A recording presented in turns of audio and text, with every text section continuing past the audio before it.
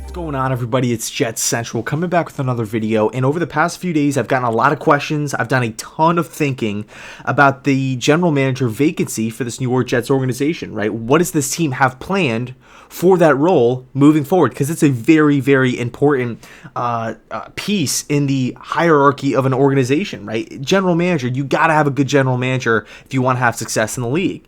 And we've seen a bunch of names being thrown out there: Daniel Jeremiah, Peyton Manning as of late. We've seen Joe Douglas from Philadelphia.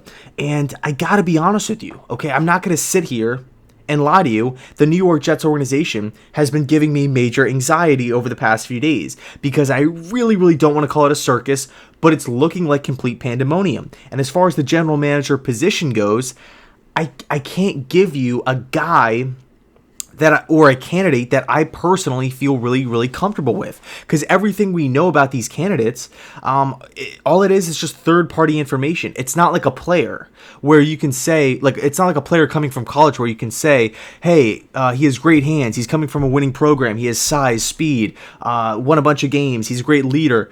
I really like his offensive system fit. It's not really like that. You can't really piece together a picture and form your own opinions on guys that you don't have any material with. And for example, like as far as like a coach goes, who should I like? Matt LaFleur, right? I've been really pushing for Matt LaFleur to get a head coaching gig for the last 2.5 years, and you could sit there and pick out guys that you really, really like, you admire, because of their track record. You could sit back and say with Matt LaFleur, hey, I really, really like the work that he did with Everett Golson back at Notre Dame. Then he goes to Atlanta, does amazing work with Matt Ryan. Where was he before Notre Dame? Oh yeah, he was with the Washington Redskins. How did he do over there? Now he went to the LA Rams. Now he went to the Tennessee Titans. And you're following these guys, and you're starting to form opinions. I really felt as though Matt LaFleur was a perfect candidate for a head coaching gig.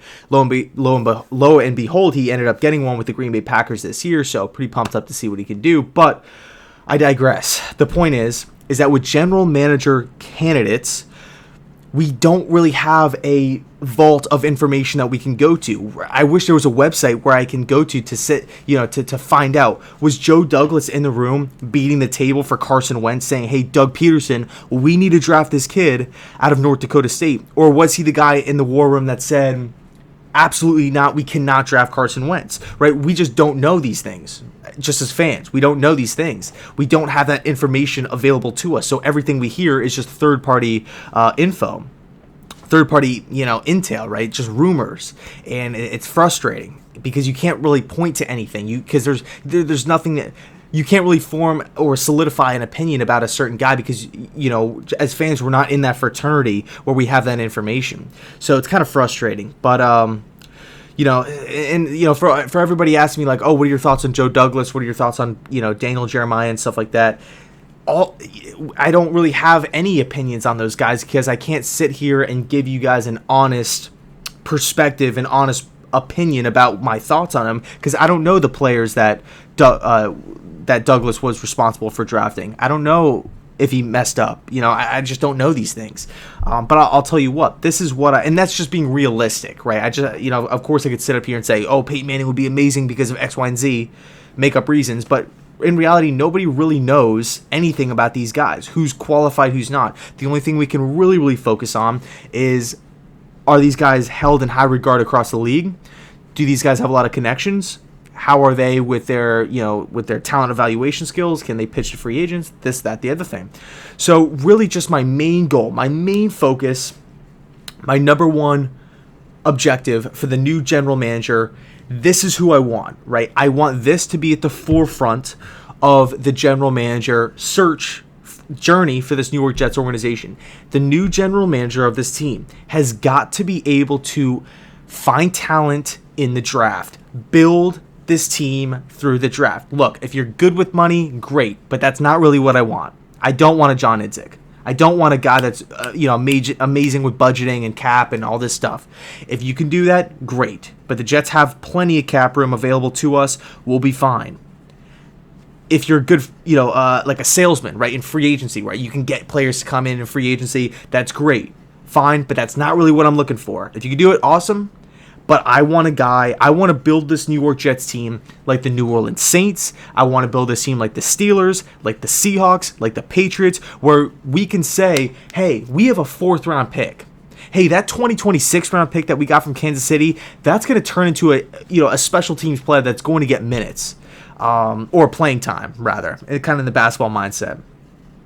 I want to feel comfortable with late round draft picks to where we can build through the draft. Look at the whole entire Seattle Seahawks team is built off of like middle to late round picks or guys that are undrafted. And I'm not saying Mike McCagnon didn't find anybody. I mean, because he did, he was responsible for getting guys like Chris Herndon, Robbie Anderson, Eli McGuire, right? He did find a few gems here and there, but the bulk, when you look at Mike McCagnon's draft resume, the guys that he's picked, it's just a train wreck. I mean, with some of these guys like Hackenberg and Devin Smith and Malden and Ardarius Stewart and Chad Hansen, and the list goes on. And I don't want to be wasting picks. We need to be nailing these draft picks for teams, for bottom, let's just call it like we see it. The New York Jets are a bottom 3 team in the league based off of record last year.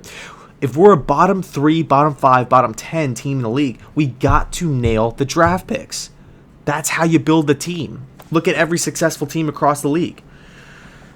And you could throw in Philadelphia in that mix. Even though I'm not in love with some of Philadelphia's last few drafts, they have a few nice pieces. I remember they picked Malata, that offensive tackle, round 7, came in, did a really, really nice job for the Philadelphia Eagles. He's a player with a nice, high upside. Josh Sweat a few years back, 4th round pick out of Florida State. But that could be the Florida bias in me, just kind of thinking back to when he was in high school. I don't know. But Philadelphia, I haven't been in love with some of their draft picks.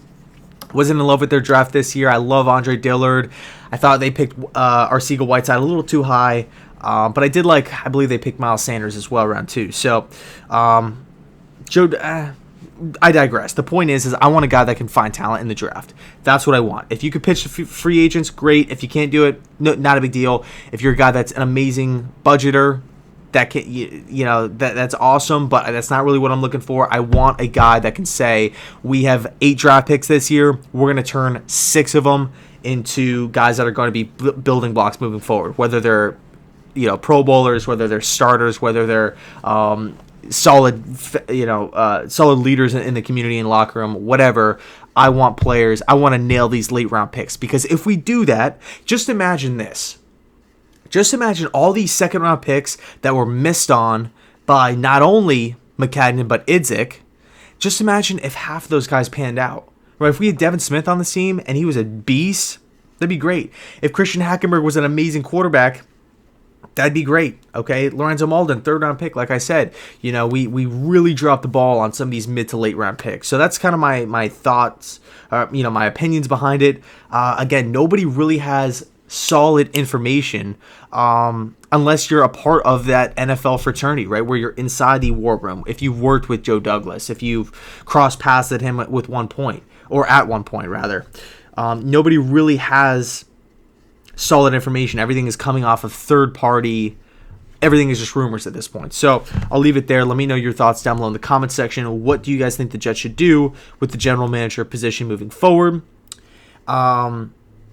And yeah, I'll end it there. So let me know your thoughts. And as always, go Jets.